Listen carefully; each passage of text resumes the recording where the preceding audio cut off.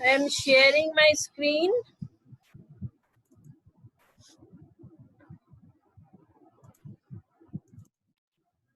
Are you able to view my screen? All of you able to view my? Okay. Yes, ma'am. Yes, ma'am. So today is our 10th class, 10th lecture. We will learn about security services and network security models.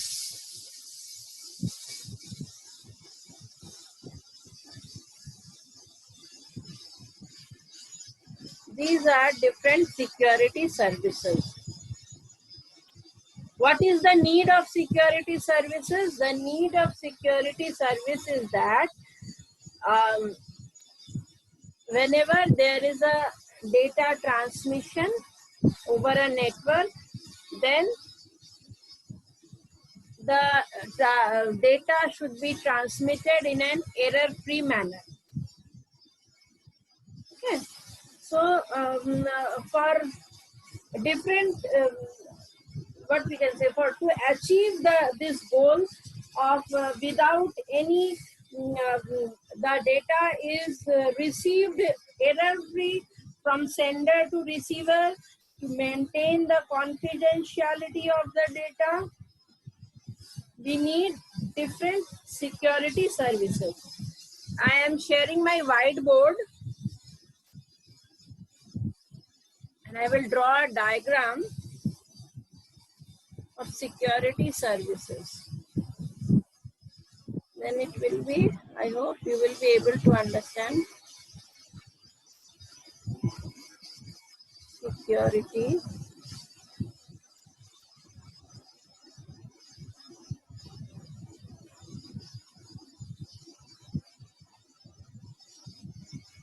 then mainly security is classified in two types. Wait.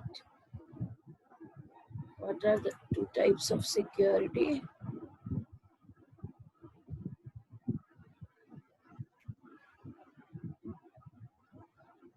This is one type.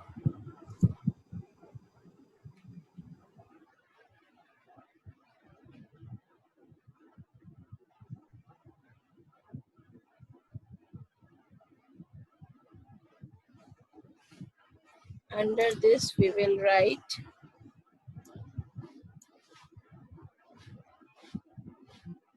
message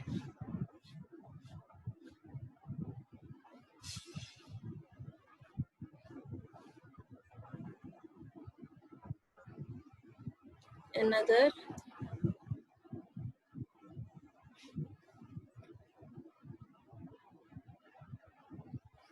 we will write entity. Then with entity we will join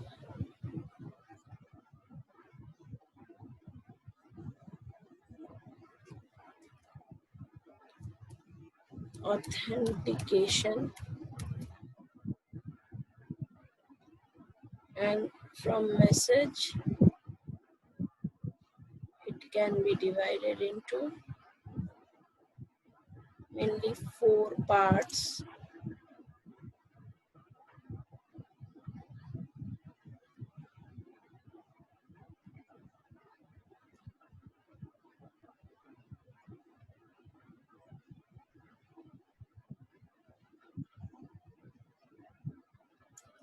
One, and again second one, third one, and then fourth one. I am connecting.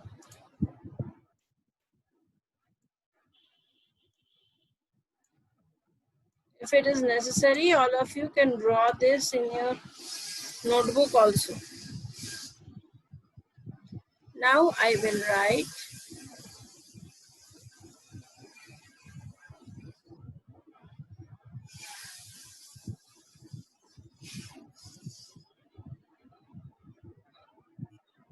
confidentiality then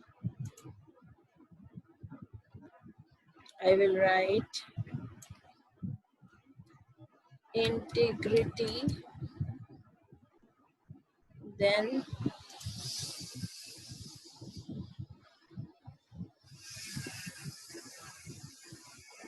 authentication,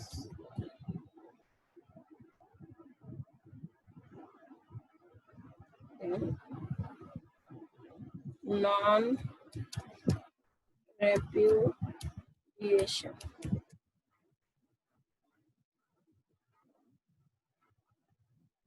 This is the diagram. Message should be the characteristics of messages should be, it should be confidential, integrity, authentication, non-repudiation. And entity, this is the authentication. Now, what is message confidentiality?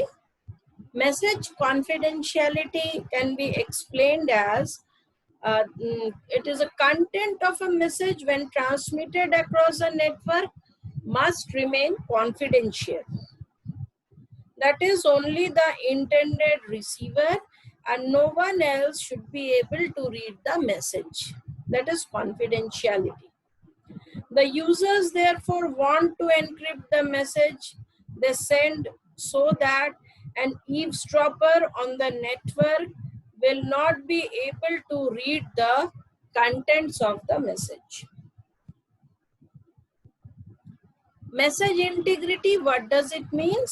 Message integrity means data must reach the destination without any adulteration.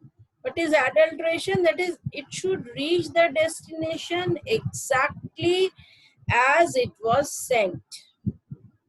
There must be no changes during transmission, neither accidentally nor maliciously. Maliciously means with one intention, and accidentally means by accident, by mistake, the changes are being done.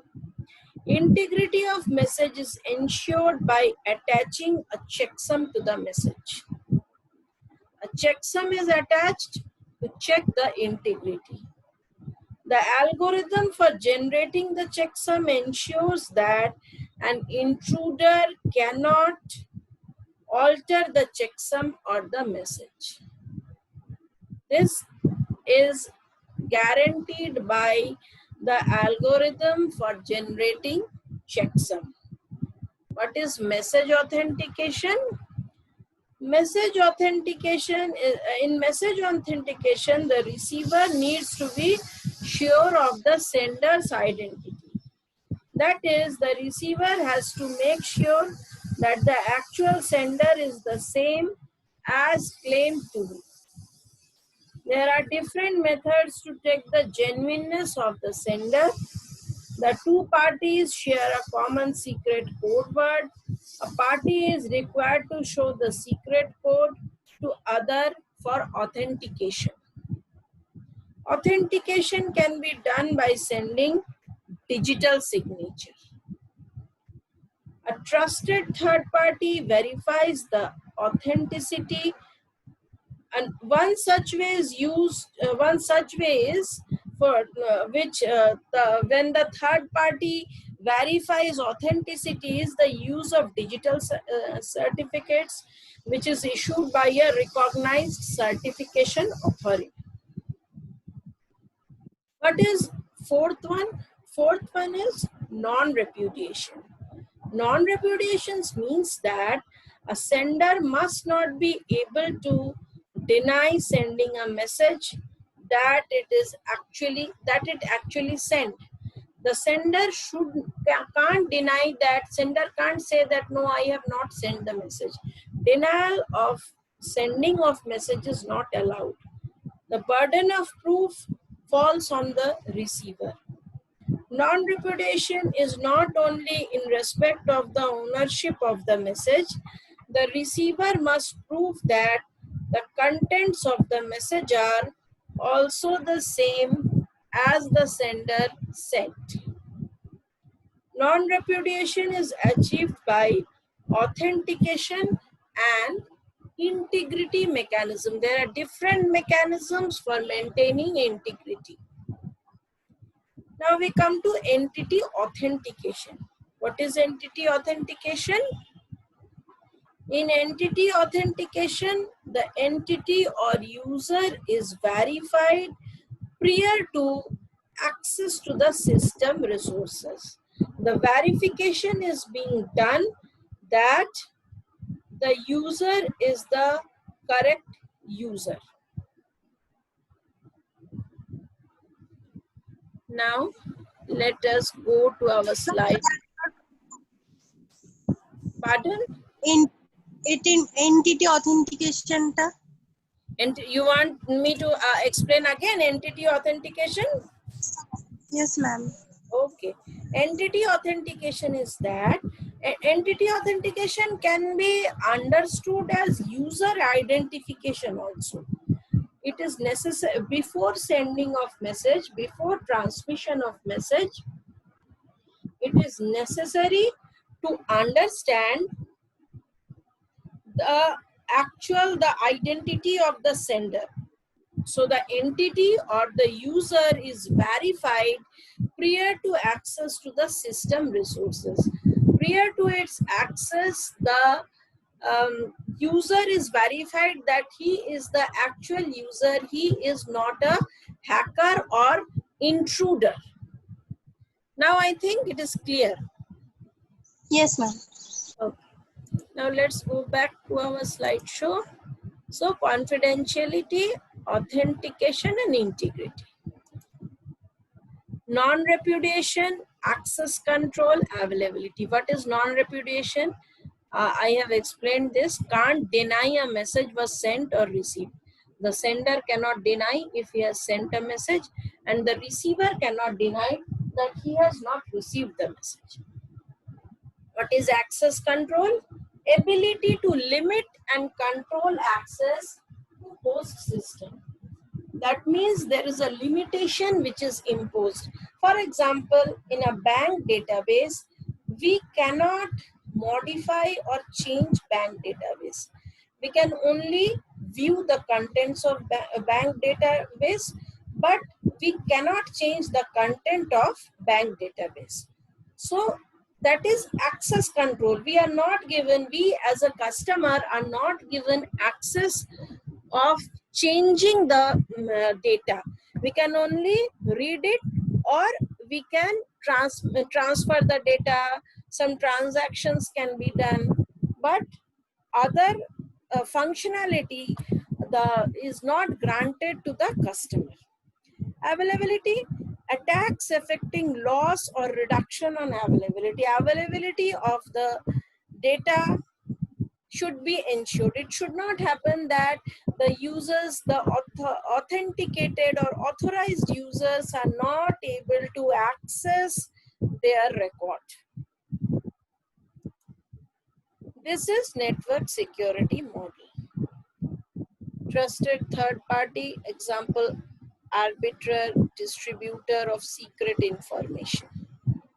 Look at the diagram carefully. Message or secret information, it is which we call security related information.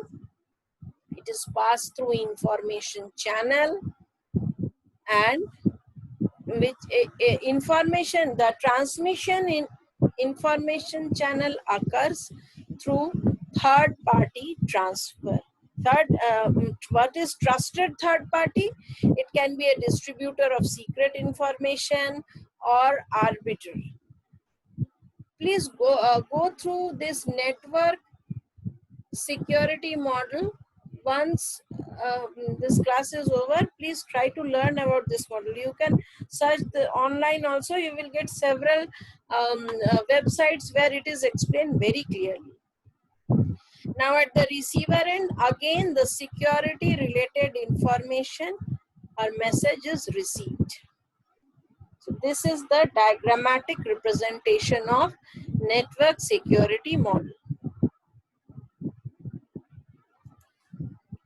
What is security threat?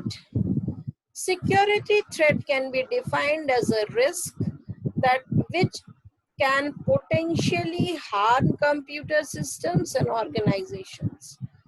The cause could be physical, such as someone stealing a computer that contains vital data. The cause could also be non-physical, such as virus attack. Cybersecurity threat is a malicious act that seeks to damage data, steal data, or disrupt digital life in general. So, cybersecurity, this is the definition of cybersecurity threat. What do we mean by threat in cybersecurity? It is a malicious act where the data can be damaged or stealing of data can happen. The hacker can change the data. Let us come to the definition of asset. And in information security, computer security and network security, an asset is any data, device, or other component of the environment that supports information related activities. Assets generally include hardware, software, and confidential information. Assets should be protected from illicit access, use, disclosure, alteration, destruction, or theft, resulting in loss of organization. In information security, what is an asset? Asset means, suppose gold is an asset.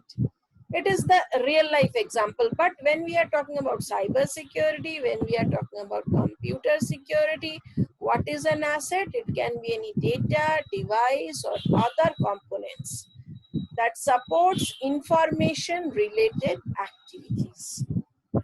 Asset should be protected from illicit access. It should be protected from unauthorized access. That means authentication features should be implemented properly. Vulnerability. In cybersecurity, vulnerability is a weakness which can be exploited by a cyber attack to gain unauthorized use or unauthorized access to perform unauthorized action on a computer system.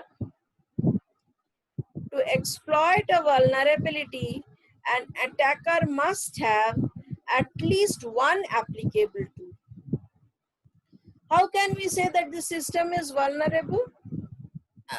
If the attacker is having a tool or he knows the weakness of the system, then he will be able to enter that system with that weakness or through that way. So at that time we call that the system is vulnerable. It is possible for network personnel and computer users to protect computers from vulnerability. How can you protect computer from vulnerability? By regularly updating software security patches. Those students who are having laptop, they must know that at sometimes during shutdown, they said updates are available. Do you want to update? I think all of you have seen this message. Also in mobile also we update the apps, even settings. So these are nothing but the updation of security patches or those features which make the app stronger. The patches are capable of solving flaws or security holes found in the initial release. Network personnel and computer users should also stay informed about the current vulnerabilities in the software they use and look out for.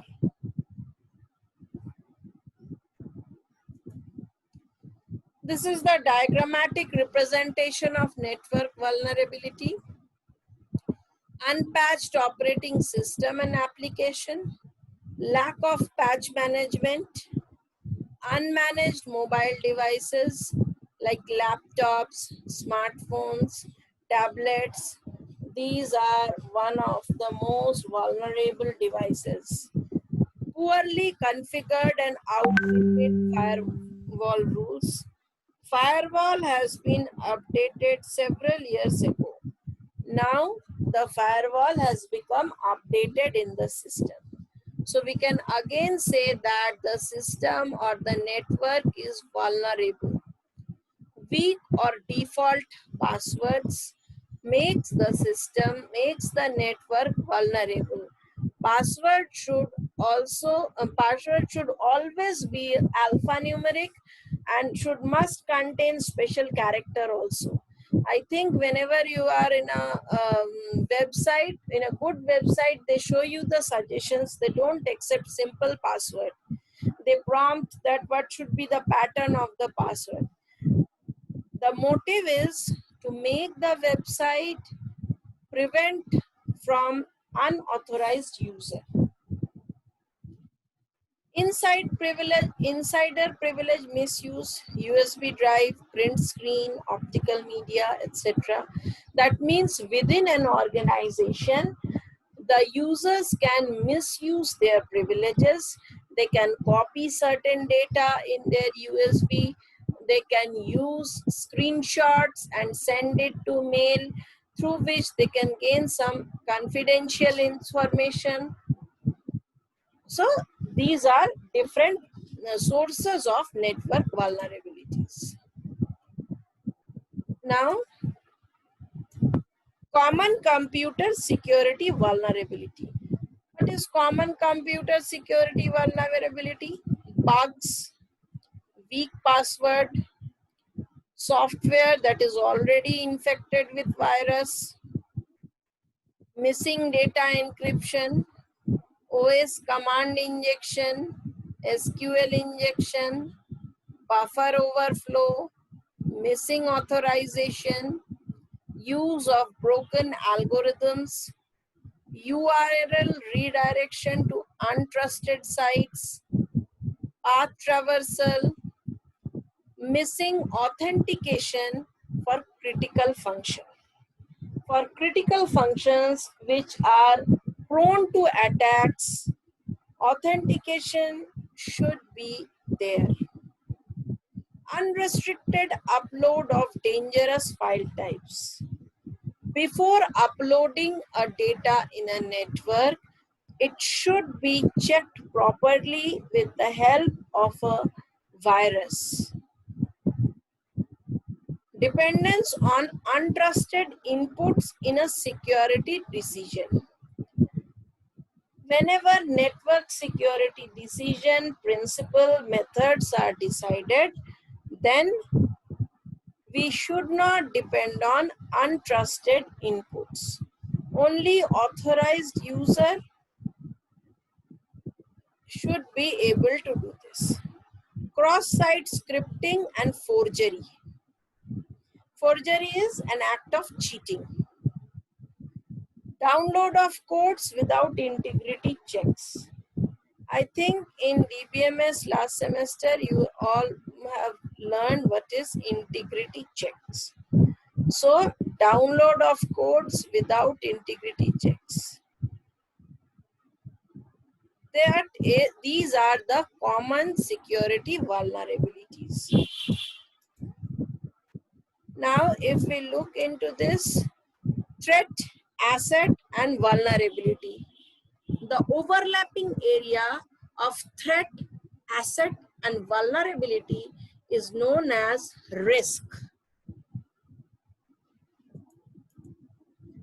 Cybersecurity risk is the probability of exposure or loss resulting from a cyber attack or data breach. And organizations are becoming more vulnerable to cyber threats due to increasing reliance on computer networks programs, social media, and data globally. Data breaches, which is a common form of cyber attack, have massive negative business impact, and they often arise from insufficiently protected data. What is the meaning of insufficient protection of data? Insufficient protection of data means different security measures are not being taken care of. Risk management. Whenever there is a risk in the system, then risk management should be done. For proper working of the system, risk management should be done in precise manner. Identify and analyze exposures, examine risk management techniques. Then examine risk management techniques means what are the possible techniques that are available in the market that is being explored. Then select risk management technique. As per the need of the system, the proper risk management technique is chosen. Then implement technique. After the technique is chosen, proper implementation needs to be done. And after implementation, monitoring is a continuous process. Results are monitored continuously. That's all for today. If there is any question, then any one of you can ask.